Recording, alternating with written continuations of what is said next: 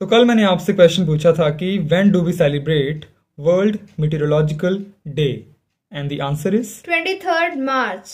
हाँ जी, 23 मार्च को हर साल हम मनाते हैं वर्ल्ड मीटेरोलॉजिकल डे। ठीक है, आइए अब जानते हैं वर्ल्ड मीटेरोलॉजिकल डे, साथ ही साथ वर्ल्ड मीटेरोलॉजिकल ऑर्गेनाइजेशन के बारे में कुछ बातें, क्योंकि ये जो दिन है ये कोमेमोरेट करता है establishment of World Meteorological Organisation. ठीक है, तो आइए जानते हैं। तो अगर हम बात करें वर्ल्ड मीटेरोलॉजिकल डे की, so world Meteorological day was established in 1951 to commemorate the World Meteorological Organization creation on 23rd March 1950। तो क्या है ये जो दिन हम मनाते हैं, ये वर्ल्ड मीटेरोलॉजिकल जो ऑर्गेनाइजेशन है उसकी इस्टेब्लिशमेंट की गई थी 1950 में 23 मार्च को। उसी की याद में इस दिन को मनाया जाता है 1951 से हर साल।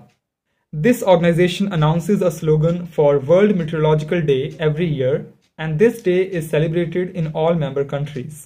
जितनी भी इसकी मेंबर कंट्रीज हैं वर्ल्ड मीटेरोलॉजिकल ऑर्गेनाइजेशन की, उन सभी देशों में ये जो वर्ल्ड मीटेरोलॉजिकल डे है इसको मनाया जाता है।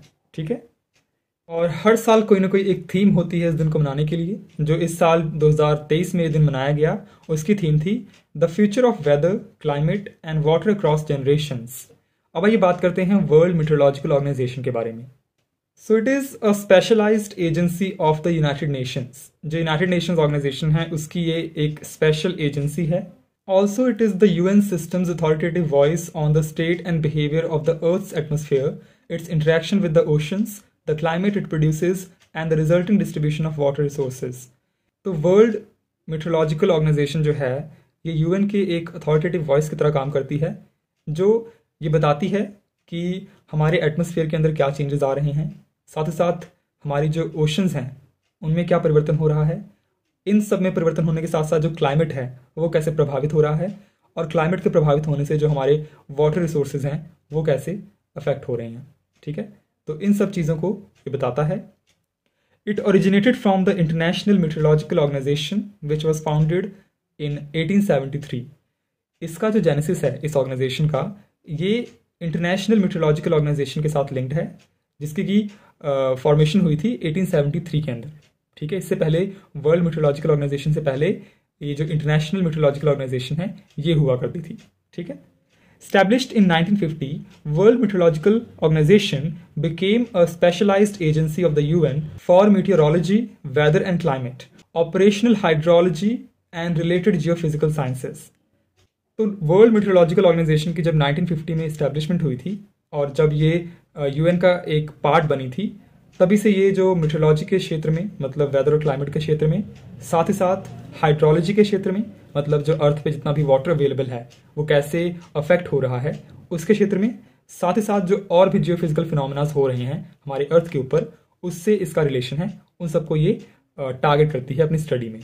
अगर हम हेडक्वार्टर की बात करें तो जिनीवा स्विट्जरलैंड में इसका हेडक्वार्टर है। और अगर हम बात करें कि अभी इसके अंदर कितने मेंबर्स हैं, कितनी मेंबर कंट्रीज हैं, तो 191 कंट्रीज इसका पार्ट हैं। और अगर हम बात करें गवर्नेंस का स्ट्रक्चर क्या है कि कैसे ये बॉडी जो है ये गवर्न होती है, so its supreme body is the World Meteorological Congress. जो इसकी सुप्रीम बॉडी है, डिसीजन मेकिंग बॉडी है, वो वर्ल्ड मीटेरोलॉजिकल कांग्रेस है, which consist of representatives of all members. It meets at least every 4 years to set general policy and adopt regulations. और ये हर चौथे साल एक मीटिंग करते हैं जहाँ पर ये डिफरेंट इश्यूज को डिबेट करते हैं, साथ ही साथ जो कोई अगर पॉलिसी निकल के आनी है तो वो ये सारी अडॉप्ट करते हैं। A 36 member executive council meets annually and implements policy। साथ ही साथ जो 36 मेंबर्स हैं जिनकी एक एग्जीक्यूटिव काउंसिल है वो हर साल मिलते हैं और जो पॉलिसीज इन्होंने डिसाइड की हैं उसकी इम्प्लीमेंटेशन को एक तरीके से इवेल्युएट करते हैं कि हाँ इम्प्लीमेंटेशन हो रही है कि नहीं हो रही है।